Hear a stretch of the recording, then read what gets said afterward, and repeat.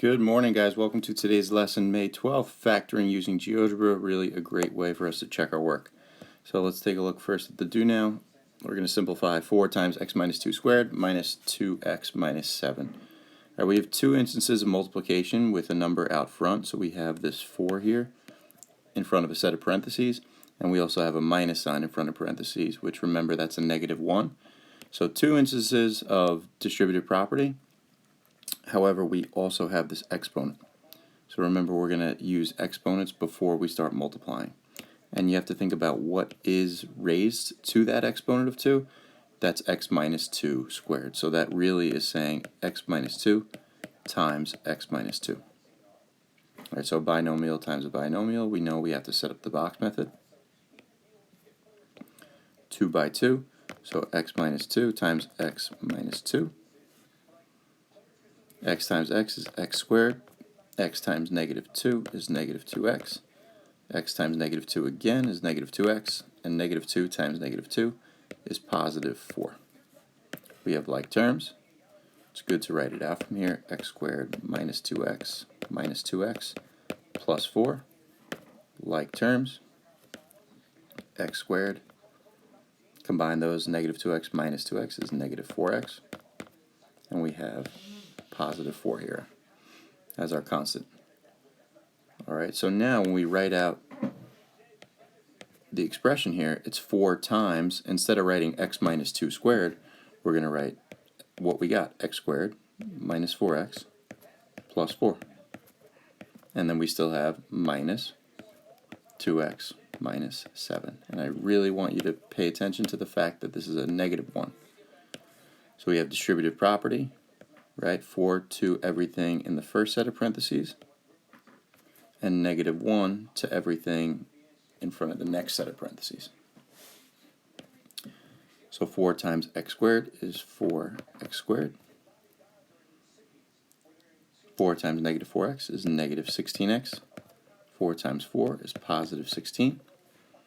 And remember, a negative 1 in front of a set of parentheses just changes the signs. So 2x is now negative 2x.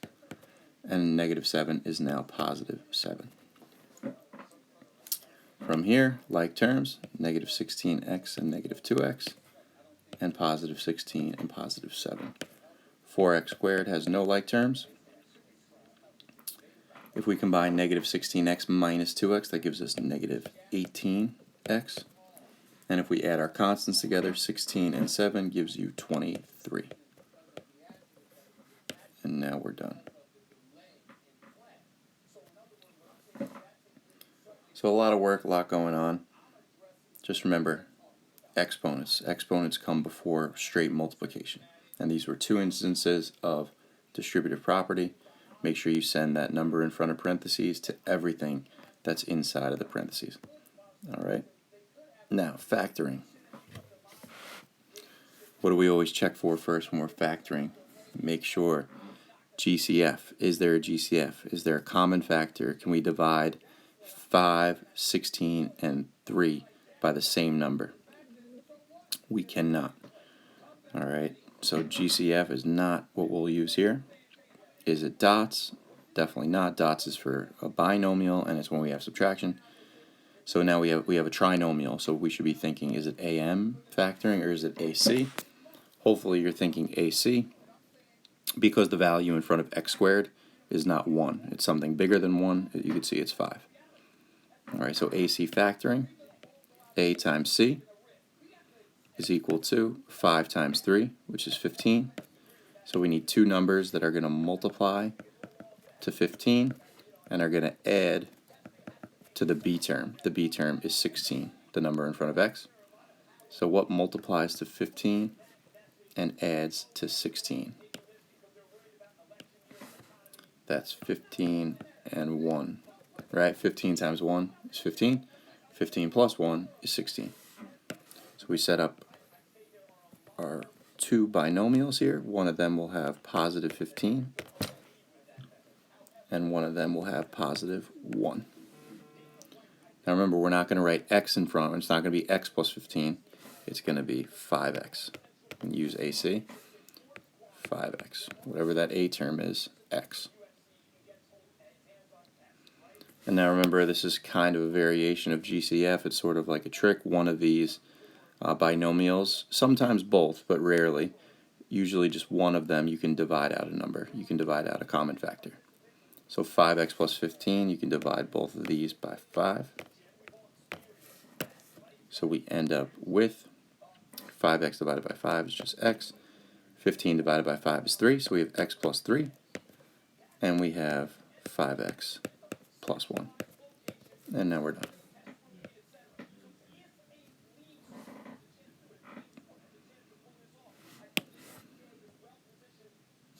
Alright, just keep in mind, if this was true GCF factoring, that 5 that we divided by would come out front. But remember, this is sort of like a trick. It's like a way around the more challenging version of AC factoring. Alright, so be careful with those steps. Alright, another one, we got a factor. So 5x squared plus 15x plus 10. How would we start? Check for GCF factoring, please. There is a GCF here.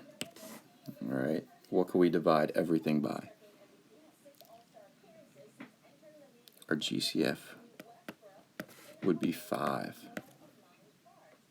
You could divide every term here by 5. So we don't start AC factoring or AM or anything like that until we check for a GCF.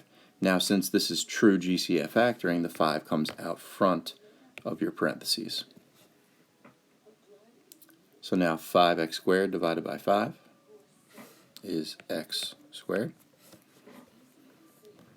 15x divided by 5 is 3x. And 10 divided by 5 is 2. So we divided out that 5. A common error would be to stop here. We got to check. Anytime you see factoring, guys, you should be thinking factor it completely. Is there another opportunity to factor? In this case, there is with this trinomial here, x squared plus 3x plus 1. That's just your standard AM factoring, because the value in front of x squared is just 1. I know you see a 5 there, but there's really a 1 in front of that x squared. So just standard AM factoring. What multiplies to 2 and adds to 3? That's just 2 and 1. So it would be 5 times x plus 1 and x plus 2. Right? Because 1 times 2 is 2. And 1 plus 2 is 3. So what adds there? Adds to 3 and multiplies to 2. And you're done. This is two different types of factoring, GCF and AM. Alright? So now it says, use the box method to check one of your answers for the do now, number 2. Alright? Let's check here. Alright? Let's do x plus 3 and then 5x plus 1. Let's see if we can multiply these two out, x plus 3 and 5x plus 1, to get the original of 5x squared plus 16x plus 3. It's always good to think about checking your answer.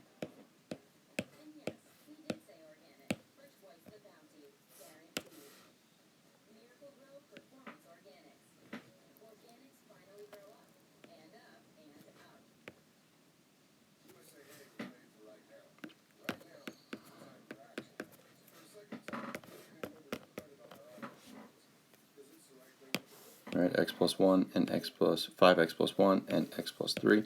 Remember, multiplication can be in any order. You go with 5x plus 1 up top or on the side. Remember, multiplication is commutative, can be done in any order. Alright, so 5x times x is 5x squared. 5x times 3 is 15x. 1 times x is just x. And 1 times 3 is 3.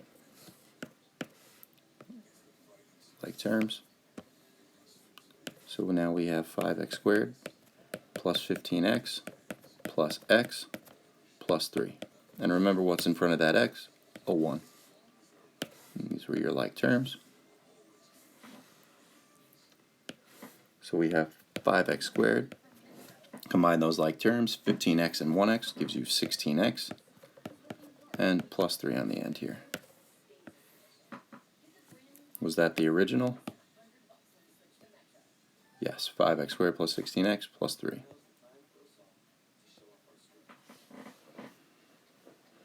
But also, guys, today is about, and it's really, really quick, I just want to show you a couple things in GeoGebra. You could check your answer another way. So we're going to open GeoGebra, so follow along. Alright, maybe split screen your GeoGebra with the YouTube video.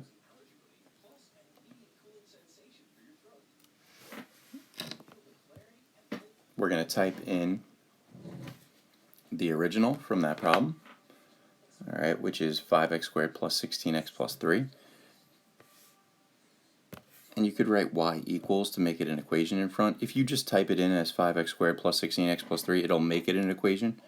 Alright, but it's common to type it in as a y equals to make it an equation. So y equals 5x squared plus 16x plus 3. Alright, so you can see your graph. And now how we had it factored, alright, if we were on a test or something, we're like, alright, we factored it to this. Is it right? Is it wrong? I don't have time for the box method maybe. But if you type in our factored form, y equals, we got 5x plus 1 and x plus 3. Enter. Alright, you could see the blue line, the blue graph just now. It overlapped with the green. It's the exact same graph. Okay, so you can see that you did it right. Now guys, imagine this was a multiple choice question. Alright, the question said factor y equals 5x squared plus 16x plus 3. And you see your answer choices A, B, C, D, right? You throw those answer choices in and see which one matches up. You technically don't have to do any work if it's multiple choice. Alright, but this type of factoring is commonly for extended response 2. Alright, so just be careful. How many distinct graphs do you see? You only see one. So you see that it's the exact same equation. They're equivalent. Okay, so does GeoGebra allow us to check our answers for number 1 from the do now? Remember, this is what we got, that do now question. That was kind of crazy. We had to use the box method, distribute the 4, distribute the -1, combine like terms multiple times. Alright, and we ended up with y equals 4x squared minus 18x plus 23. Let's see if those are identical graphs. So we'll clear that out. The original do now question, y equals 4 times, be careful with how you're entering it. I made a mistake earlier today. I entered it wrong. It's just got to be careful. 4 times x minus 2 squared minus 2 minus parentheses 2x minus 7. Okay, you see your original graph. Let's type in the answer we got. Y equals 4x squared minus 18x plus 23. And you can see it's the exact same graph. They just overlapped. The red and the orange here. Alright, so think about that. Think about if it's multiple choice, GeoGebra really can just give you your answer, and if it's extended response, it's a great way for you to check your work, get some peace of mind as, alright, I did it right.